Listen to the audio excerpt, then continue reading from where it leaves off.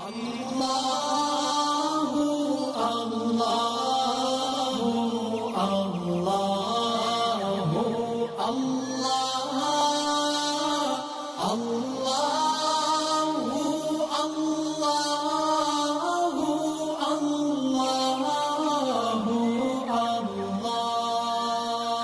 بالله من الشيطان الرجيم. بسم الله الرحمن الرحيم. اليوم أحل لكم الطيبات وطعام الذين أوتوا الكتاب حل لكم وطعامكم حل لهم والمحصنات من المؤمنات والمحصنات من الذين أوتوا الكتاب من قبلكم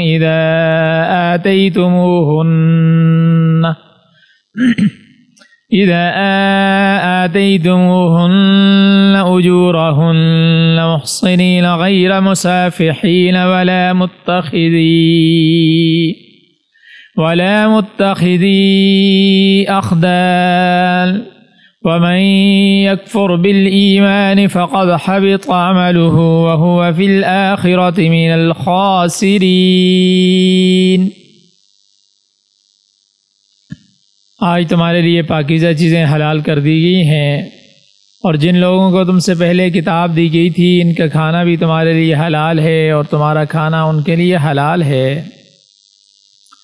اور مومنوں میں سے پاک دامن عورتیں بھی اور ان لوگوں میں سے پاک دامن عورتیں بھی تمہارے لیے حلال ہیں جن کو تم سے پہلے کتاب دی گئی تھی،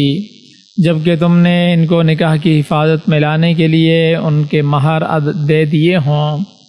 نہ تو بغیر نکاح کی صرف حوث نکالنا مقصود ہو اور نہ خفیہ آشنائی پیدا کرنا، اور جو شخص ایمان سے انکار کرے اس کا سارا کیا درا غارت ہو جائے گا اور آخرت میں اس کا شمار خسارہ اٹھانے والوں میں ہوگا۔ اس سے پچھلی آیات میں ایمان والوں کے لیے جو چیزیں حرام ہیں ان کا ذکر ہوا، اور اس کے ساتھ ساتھ اضطراری حالت میں، مجبوری کی حالت میں حرام چیزوں کی بھی بقدر ضرورت استعمال کرنے کی اجازت مرحمت فرمائی،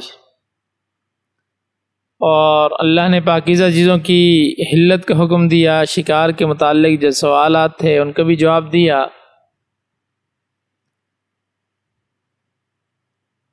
اب اس آیت میں، آج کی جو آیت ہے، اللہ تعالیٰ نے بطور ضابطہ اور قانون ارشاد فرمایا ہے الیوم احل لکم الطیبات، آج تم پر پاکیزہ چیزیں حلال قرار دی گئی ہیں۔ الیوم، اس سے مراد آیت کے نزول کا دن ہے، اور پھر اس کے بعد کا سارا زمانہ۔ پچھلی آیات میں یہ بات بھی آئی تھی کہ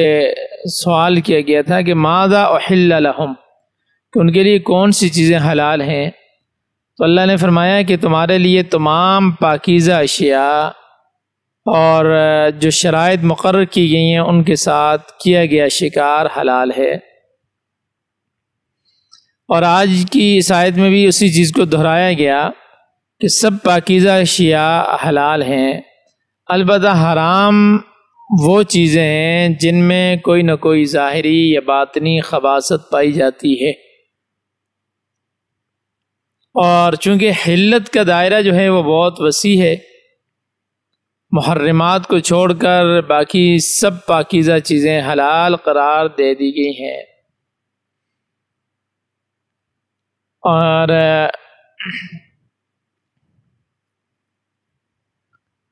کل بھی یہ بات گزری تھی کہ طیبات دو قسم کی پاکیزہ چیزیں اس میں شامل ہیں، ایک قسم تو ان چیزوں کی ہے جنہیں اللہ نے محرمات کے مقابلے میں صراحتاً حلال فرمایا ہے، اور دوسری قسم کی طیبات وہ اشیاء ہیں جن میں کسی قسم کی خباثت یا نجاست موجود نہ ہو، اور اللہ تبارک و تعالی نے سورہ بقرہ میں فرمایا کلوا مما فی الارض حلالا طیبا، زمین میں سے حلال اور پاکیزہ چیزیں کھاؤ۔ بظاہر تو ہر حلال چیز پاکیزہ ہی ہوگی، مگر اس میں کچھ تھوڑا سا فرق بھی ہے۔ بعض چیزوں کو اللہ نے حلال قرار دیا ہے، مگر وہ اپنی اندرونی خباثت کی بنا پر ایک مسلمان کے لیے روا نہیں ہے، مناسب نہیں ہے۔ مثلا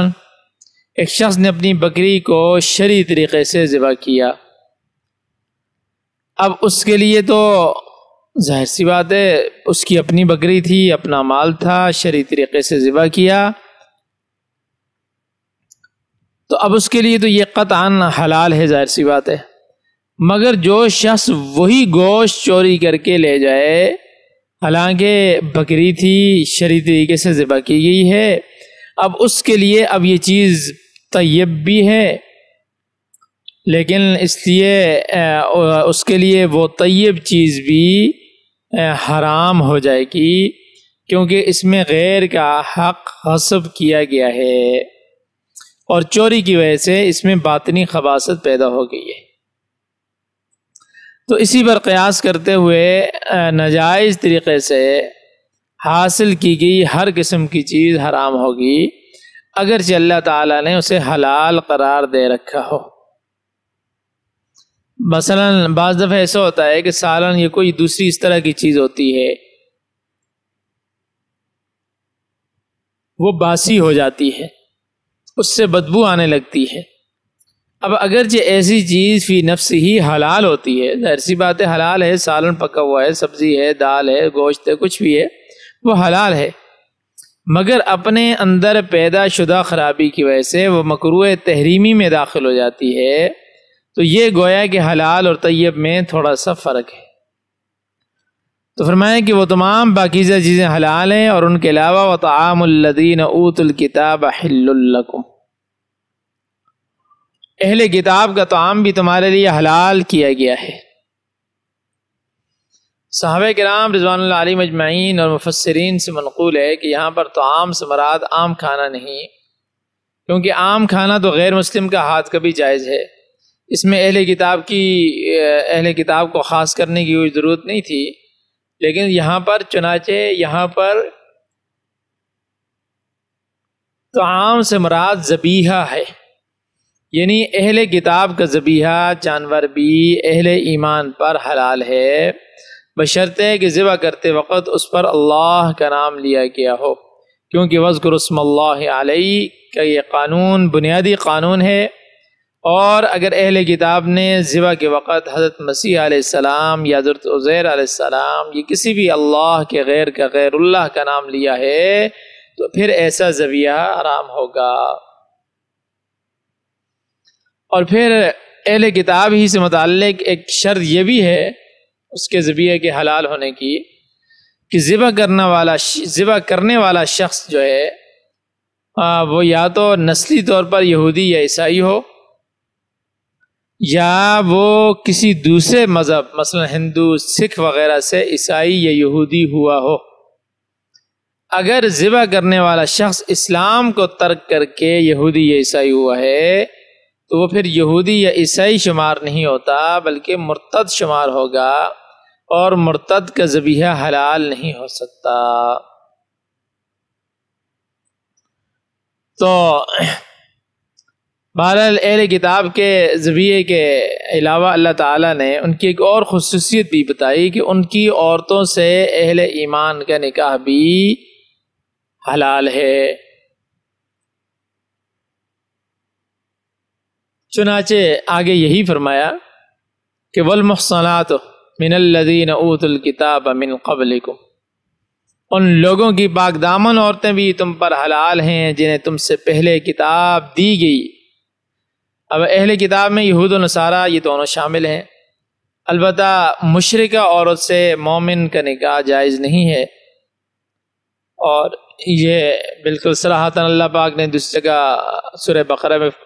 فرمایا ہے وَلَا تَنكِحُوا الْمُشْرِكَاتِ حَتَّى يُؤْمِنَّ، یعنی مشرک عورتوں سے نکاح نہ کرو جب تک کہ وہ ایمان نہ لے آئیں۔ حضرت عمر رضی اللہ تعالیٰ عنہ کا بھی قول بھی ہے کہ ایک مسلمان یہودیہ یا نصرانیہ سے نکاح کر سکتا ہے، مگر کوئی یہودی یا نصرانی مسلمان عورت کو نکاح میں نہیں لا سکتا۔ اب اس پہ بعض لوگ یہ بھی اعتراض کرتے ہیں کہ دیکھیں یہ تو اسلام جو ہے ایک وسیع تر مذہب ہونے کے باوجود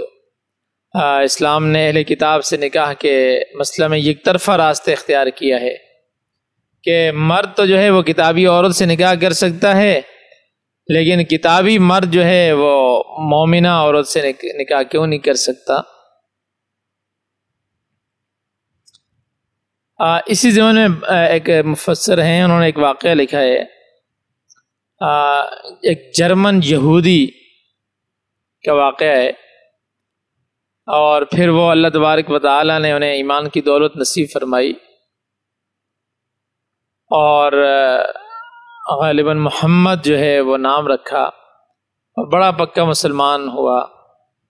اور اس نے کئی کتابیں بھی لکھی۔ تو اس نے لکھا ہے کہ وہ یعنی پہلی جب جنگ عظیم ہوئی تھی اس وقت کا واقعہ ہے، وہ فلسطین اور شام کے علاقے میں سفر کر رہا تھا، تو دوران سفر اس کا ایک مسلمان جو ہے ہم سفر ہوا، کھانا خرید کر لایا اور اسے بھی کھانے کی دعوت دی کہ بھائی تم بھی کھاؤ۔ تو وہ کہتا ہے کہ میں نے کھانے میں شریک ہونے سے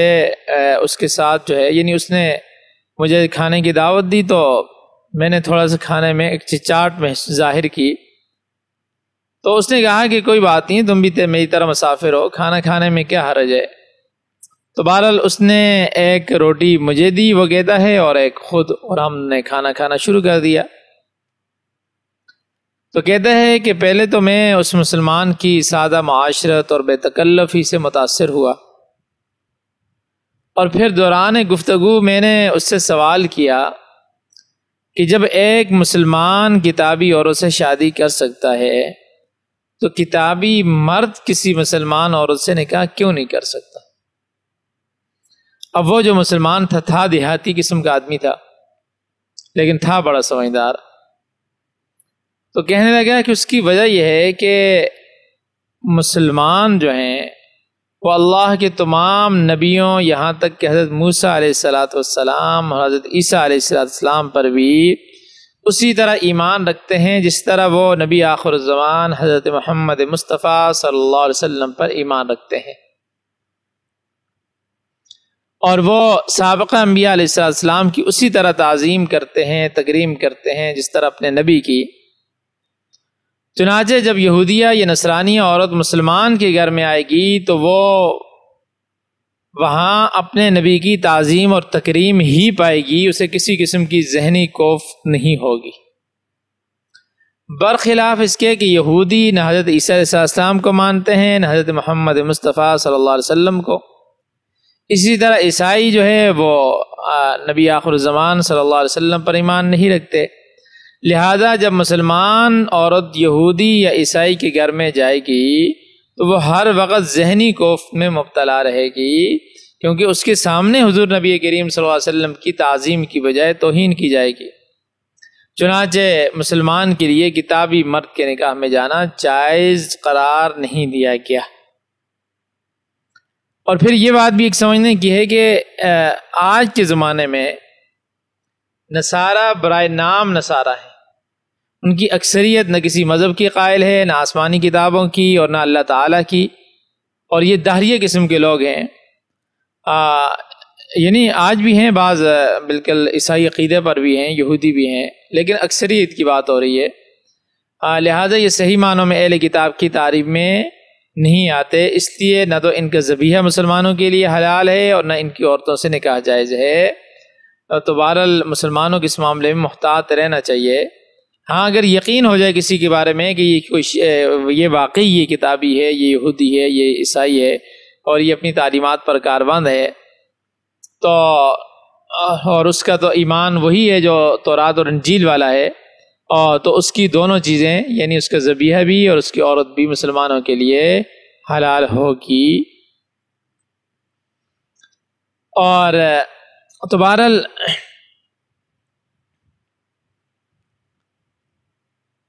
فرمائے کہ والمحصنات من الذین اوتوا الکتاب من قبلکم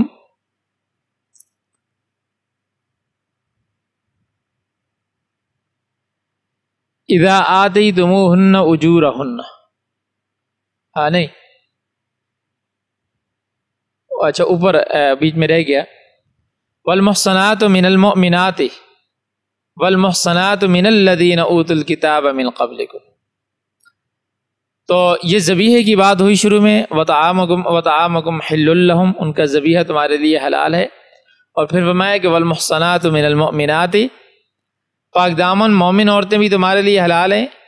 محسنہ سے مراد کبھی خاوند والی عورت ہوتی ہے اور کبھی پاک دامن، تو یہاں مراد جو عفت اور یعنی جو عفت والی عورت ہے، پاک دامن عورت ہے، وہ مراد ہے یہاں پر. تو فرمایا کہ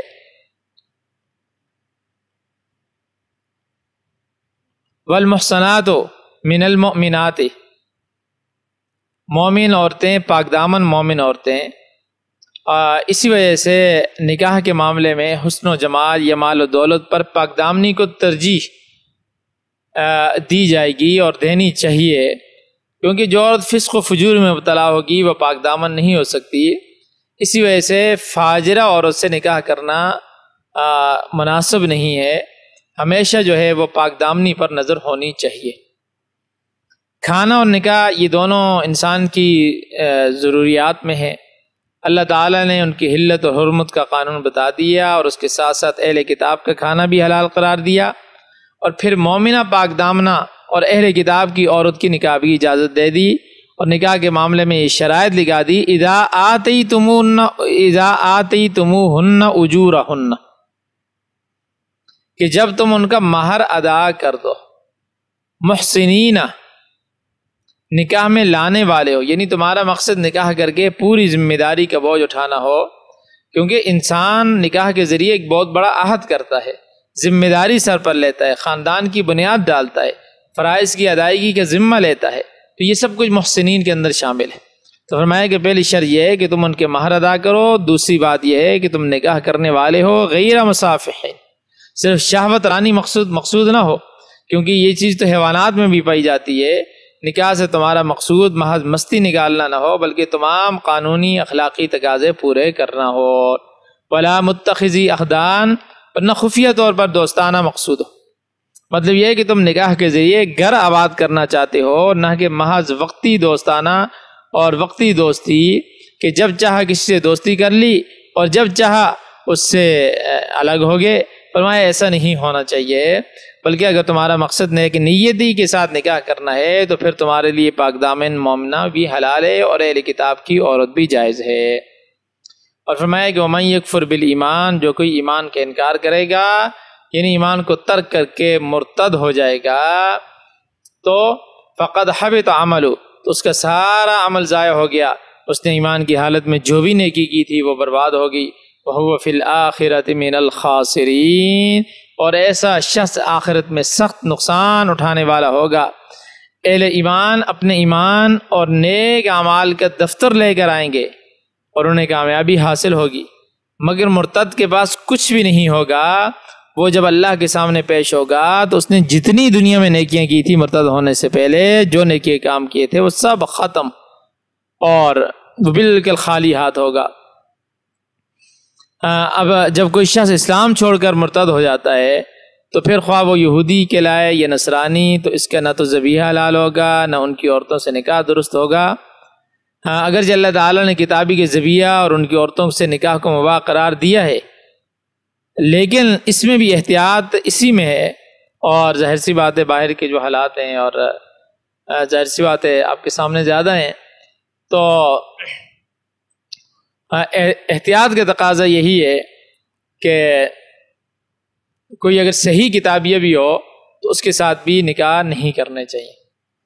حضرت حذیفہ رضی اللہ تعالیٰ نے ایک یہودیہ سے نکاح کر لیا، حضرت عمر رضی اللہ تعالیٰ نے ان کو ڈانٹ دیا تھا،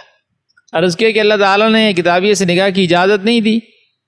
حضرت عمر نے فرمایا بے شک دی ہے، مگر اس میں خطرہ ہے کہ کہیں مسلمان بدکار عورتوں کے دامن میں گرفتار نہ ہو جائیں. تمہارے پاس ایسی عورت کی عصمت کا کیا ثبوت ہو سکتا ہے؟ ہو سکتا ہے وہ بدکار ہو اور تمہارے اخلاق کو بھی تباہ کر کے رکھ دے، لہٰذا حضرت عمر نے فرمایا کہ میں اس کو پسند نہیں کرتا۔ اور گویا کہ اللہ تعالیٰ نے، اور اس میں بھی اللہ تعالیٰ نے اشارتاً یہ بات بھی بتلا دی کہ ایمان بہت بڑی دولت ہے، اسے ہمیشہ محفوظ رکھنے کی کوشش کرو، کیونکہ نجات کا دار و مدار ایمان پر ہے۔ دنیا میں نیکیاں وہی کام آئیں گی جو ایمان کے ساتھ مشروط ہوں گی، اور آخرت کی کامیابی بھی ایمان پر ہی موقوف ہے۔ لہٰذا اس دولت کو برباد ہونے سے بچانا ضروری ہے، اور آج کے دور میں خصوصاً ایسی عورت سے نکاح کرنے میں عام طور پر یعنی ایسے واقعات بھی ٹھیک ہیں کہ وہ مرد جو ہے عورت کو اپنے اس پر لے آتا ہے، لیکن عام طور پر جیسے حالات چل رہے ہیں، جیسے آزادی، فحاشی اور یہ چیزیں چل رہی ہیں، اور پھر جیسے مادیت کا دور ہے، ہر آدمی پیسے کے پیچھے بھاگتا ہے، تو ان چیزوں میں اس بات کا خطرہ ہے کہ کہیں وہ اپنے ایمان سے ہی نہ ہاتھ دھو بیٹھے۔ اس وجہ سے بہرحال احتیاط کی ضرورت ہے۔